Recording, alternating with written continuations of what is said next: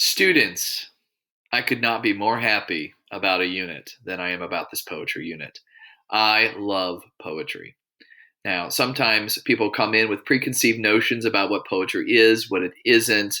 They have uh, feelings about how they respond to it or how they like it or don't. And I'd like you to put those all aside and just come with an open mind. That is my request. Poetry, my definition of poetry, is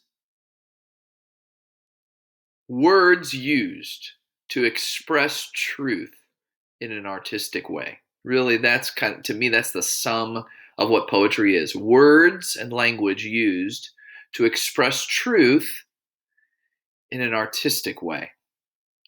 And so we are going to explore poetry. And in order to really explore poetry, what it is, and to experiment with it, and even to think about it, you do have to know some key terms and some key tools that poets, and you are a poet, by the way, that poets use in order to express the truth artistically. So I'm going to very quickly go through this slideshow. I am going to give you this slideshow to study and to give it to you when I am asking you to try to create a quick poem using one of these tools. And of course, you're going to have a quiz over it. But I want to just give you an overview of it very briefly, and I'm requiring you to watch this. So please come with me through this journey of different poetry tools and techniques and structures that are helpful for you to understand how to think about, how to write, how to analyze, and ultimately how to enjoy poetry. So, the language of poetry. Common words and definitions to know in order to read, understand, and respond to poetry, and like I said, ultimately to enjoy it. So let's look at some structure and form elements. I'm going to go through these very quickly. The stanza, it's like the paragraph of poetry. You got lines to make a stanza. You have meter, that's the rhythm of poetry, like the beat in a song. You have rhyme scheme. You know what rhyme is? The scheme is the pattern of it. Important elements besides those. The speaker, that's the one who is actually telling the poem, not necessarily the poet, it's the one who does it. Then you have the audience, that's who is supposed to be receiving the poem. Now, it could be general, or it could be a specific person. Some subgenres, look at all those genres of poetry that you could explore. We're not going to explore them all, maybe one or two, but there's just so many, and there's way more than that.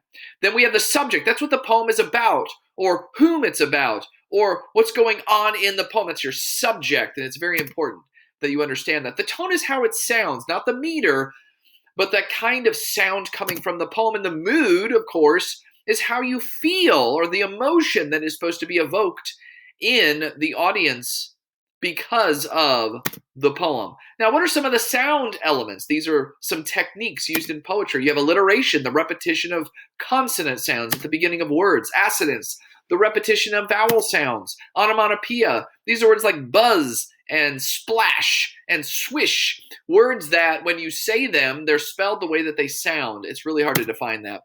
There's rhyme. There's different types of rhyme. Internal, close rhyme. We'll talk about those. Here are some literary devices. These are amazing. We have anaphora. That is a repetition of a phrase several different times. And it's used to create an effect. And you've seen this and heard this done before, but it actually has a name for it called anaphora. Then there's apostrophe. That's when you speak to something or someone that's not actually alive or not actually there. And it's to make an emotional effect on the reader or on the audience. Allusion is a reference to something in literature, and that helps to give a depth of meaning to what you're saying. Hyperbole is an exaggeration. We love to give exaggerations, and you can do it in poetry. We have imagery and sensory detail.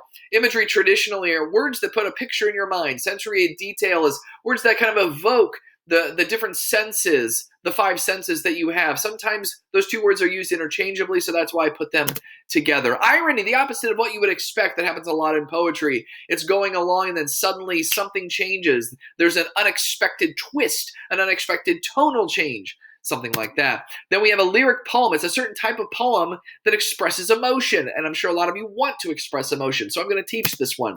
We have metaphor. That is a comparison of any two unlike things. Ultimately, everything in language is a metaphor.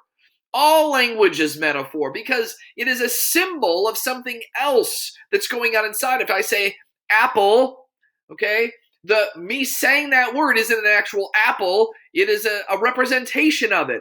So it is two things that are not the same that are compared to one another. That's a metaphor. And of course, we have different types of metaphors. You won't think of them this way coming into my class, but all of these things coming up after this are types of metaphor. A simile is a type of metaphor. You're just using like or as. Then you have personification, something being compared to a human. So something not human given human characteristics. Well, isn't that a human being compared to something not? That's a metaphor, right? But that's what personification is, a specified type. Symbolism, when one object represents something that's abstract, like freedom or peace or love or hatred. Okay. There is a secret to understanding poetry. I just told you a bunch of techniques, a bunch of things that'll be helpful. They're tools, but there is a secret. And it's one thing, I haven't even used this word yet, but it is so important. Ladies and gentlemen, the secret of understanding any poem is to listen to the diction, the word choice.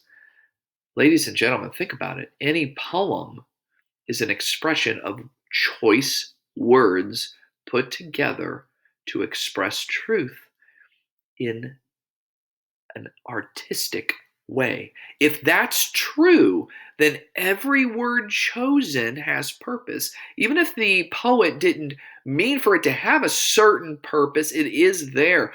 When a poet is expressing, he or she is not necessarily thinking about all of the diction, how all the words are expressing specific meaning.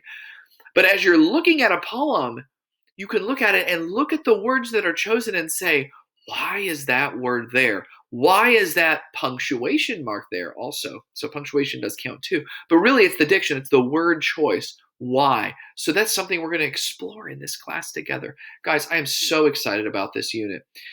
Poetry is one of those things that you can shut yourself off to it, but it keeps coming up because you keep listening to songs. It keeps coming up in your life. And if you can come to appreciate or at least understand what poetry is, then I think it's going to have a huge benefit in your life. No, you may not use it necessarily in every part of your career. I get that.